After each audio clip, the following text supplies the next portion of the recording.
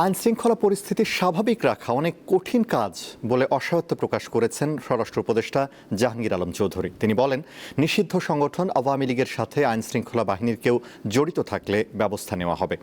রায়ের বাজার গণকবরে থাকা জুলাই আন্দোলনের শহীদদের পরিচয় শনাক্তে উদ্যোগ নেওয়ার কথাও জানান স্বরাষ্ট্র উপদেষ্টা। জুলাই আন্দোলনে ক্ষতিগ্রস্ত থানার সার্বিক কার্যক্রম পরিদর্শনে শনিবার সকালে রাজধানীর মোহাম্মদপুর থানায় যান স্বরাষ্ট্র উপদেষ্টা জাহাঙ্গীর আলম চৌধুরী। এ সময় থানার বিভিন্ন কক্ষ পরিদর্শন করেন তিনি। পরিদর্শন শেষে সাংবাদিকদের সাথে আলাপকালে নিরাপত্তা ইস্যুতে নিজের অসহায়ত্ব প্রকাশ করেন স্বরাষ্ট্র উপদেষ্টা। বলেন, আওয়ামী লীগের গোপন বৈঠক বা নাশকতার অপচেষ্টা শক্ত হাতে দমন করা হবে। এর সাথে কোনো বাহিনীর সদস্য জড়িত থাকলে তাকে ছাড় দেওয়া হবে না।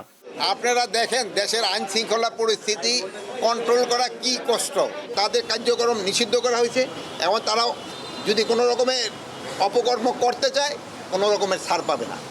থানা পরিদর্শন শেষে জুলাই আন্দোলনের শহীদদের গণকবর জিয়ারত করতে রায়ের বাজার বধ্যভূমিতে যান স্বরাষ্ট্র উপদেষ্টা। জিয়ারত শেষে শহীদদের মরদেহ শনাক্তে কবর খোঁড়ার কথা জানান তিনি।